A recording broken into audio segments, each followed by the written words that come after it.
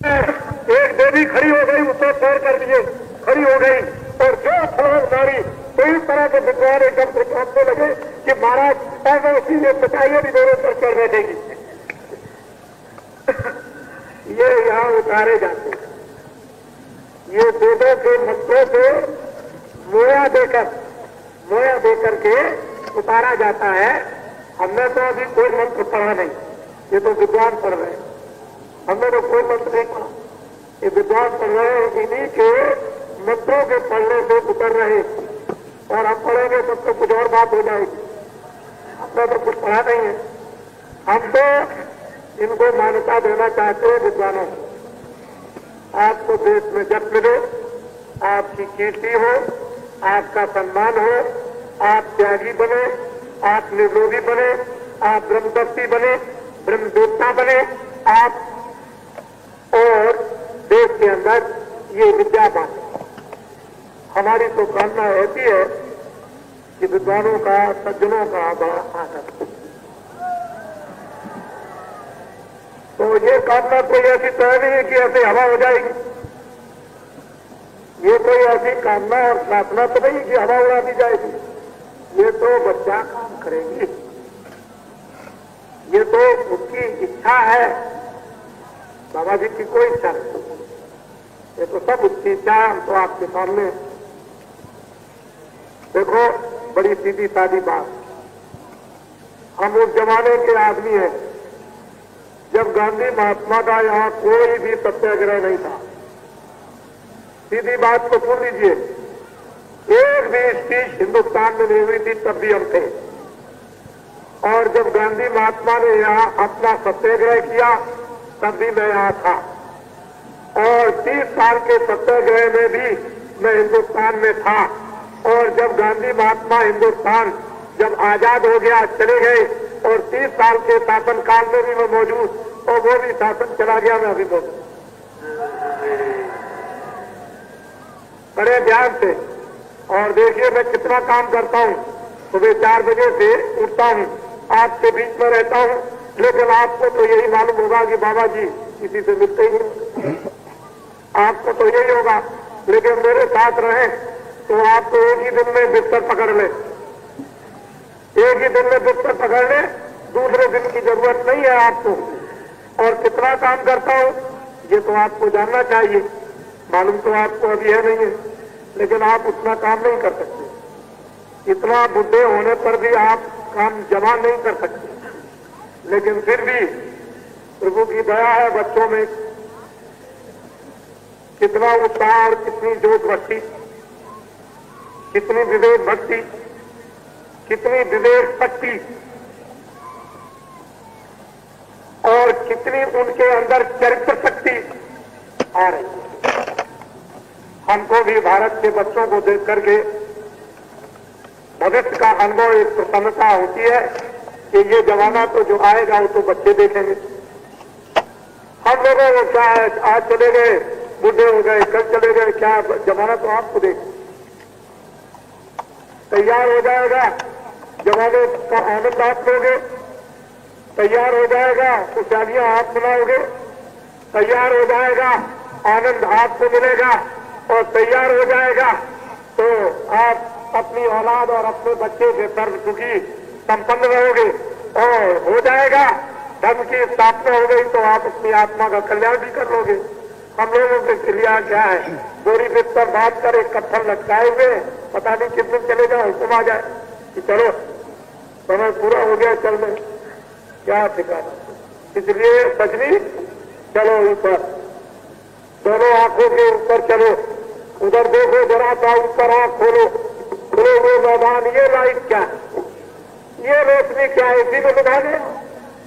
अरे ये रोशनी क्या चीज है, कुछ नहीं, एक लाइट सूरज और चांदों को भी शर्मिंदा करती है। जरा ये आंख खोलिए, वो कौन सी लाइट, श्री गुरु पद नख मण गण ज्योति राम राम मणि, सूरज और चांद और सितारों को भी शर्मिंदा कर दे, ऐसी कहते हो वो नूर मणि जल रही है, जिस पर कितने लोग परमाने, कितनी रूहें उस पर अपने आप को फिदा हो जाती, पना हो जाती हैं, तन्मय हो जाती हैं और अपने को भूल जाती हैं। वो मणि ऐसी है। और जिन जिन ने तुलसीदास ने, कबीर ने, रैदास ने उस मणि को पाया, देखिए क्या आपको भी वो मणि, ये मणि जो है अमूलक है, अद्भुत है, उसकी कोई कीमत नहीं है। रुपए पैसे, सोने चांदी, राजपाट से नहीं मिलती।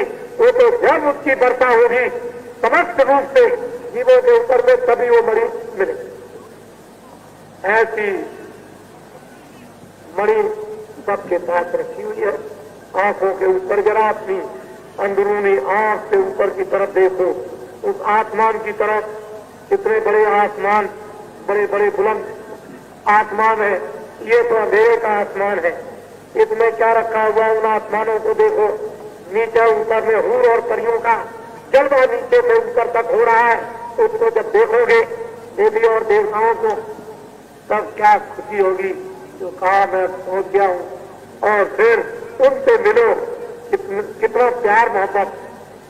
ये सजनी चलो, उधर में सखियों को साथ लो, ठीक क्षमा संतोष प्रेम साथ ले लो। इन काम क्रोध को छोड़ दो और चलो ऊपर की तरफ चलो। उधर क्या हो रहा। हाँ, घंटा शंख सजी धुने कहते बड़े जोर के साथ में घंटा और शंख बज रहा, तीनों लोक में उसकी आवाज हो रही है। ये अगर घंटा और शंख खो दिया जाए तो आपका उसी समय मस्तक फट जाएगा। इतना घंटा और शंख जोर से बज रहा। वो तो साधक धीरे धीरे साधना करके जब अंदर सुनते हैं तो कहते हैं कि ये फटा जाता है। घबराओ नहीं, तुम धीरे धीरे सुनते रहो, सब हजम हो जाएगा। चिंता करने की बात नहीं है। वो सब उधर से कंट्रोल और इंतजाम सब हो रहा है, बर्दाश्त हो जाएगा। आप घबराओ मत। ऐसा घंटा और शंख उसके मंदिर में, जो स्वयं उस खुदा का मंदिर है भगवान का, उसमें 24 घंटे बज रहा, कभी भी बंद नहीं होता ना होगा। कहते हैं इस धुनी को, घंटा और शंख को भी छोड़ करके ये जीवात्मा तुरंत और सजनी ऊपर चली और ऊपर उन आवाजों को सुनती है। घंटा शंख सजी धुन धोई, गरज मृदंग सुनाई सोई। कहते हैं बड़ी बड़ी मधुर मृदंग और बादलों की गरज हो रही, दिल को पकड़ती है, हृदय का आकर्षण खिंच जाता। चम चम चम चम चम चम चम चम होती, दिल को ऐसी पकड़ती है, लप लप लप। उधर रामायण को अगर पढ़िए तो एक एक चीज आपने, लेकिन वहां गोस्वामी जी महाराज आपने ऐसा लोगों को धोखे में रख दिया। अगर काफी बाकी उनसे फायदा उठाते तो ऐसे महापुरुष और संत थे कि कितनों को काफी बातियों को पहुंचा देते, लेकिन काफी बातियों ने हमेशा उनसे युद्ध किया। युद्ध फौरन उन्होंने छुपा दिया अपने गुण रहस्य को। और उन्होंने जब रामायण बनाई तो कभी भी आपने उनसे नहीं पूछा कि महाराज इसमें क्या लिखा। रामायण बनाने के बाद 49 बरस तक यहाँ रहे। 91 बरस की उसकी उम्र, 49 बरस तक यहाँ रामायण बना करके रहे। आपने कभी नहीं पूछा कि महाराज ये क्या लिखा हुआ, जो आपने लिखा है वो मुझे भी दे दीजिए। आप तो तत्काल मतलब ये है कि रामायण का व्यापार करने लगे। बैठे वेद धर्म दो नहीं। रामायण में एक बड़ी जबरदस्त उन्होंने बात बताई, मामूली बात नहीं है। पूजिए विश्व जो देव विहीना, बहुत दूर की बात बताई उन्होंने, लेकिन लोग कोई समझते ही तो क्रोहिती कर्म अति मति मंदा, कितनी गुण की एक एक चौपाई और रैप भर दिया उसने, लेकिन लोगों ने नहीं उसको समझ पाया। तो हम तो काशी को पहले ही से नमस्कार करते हैं, सब स्थान देना लगा, हाथ जोड़ते इस तरह से कि भगवान दया करते रहिएगा आप। और मतलब ये है, कृपा आपकी बनी रहे। तो हम तो पहले ही दिखा जोड़ते रहे, आज से नहीं।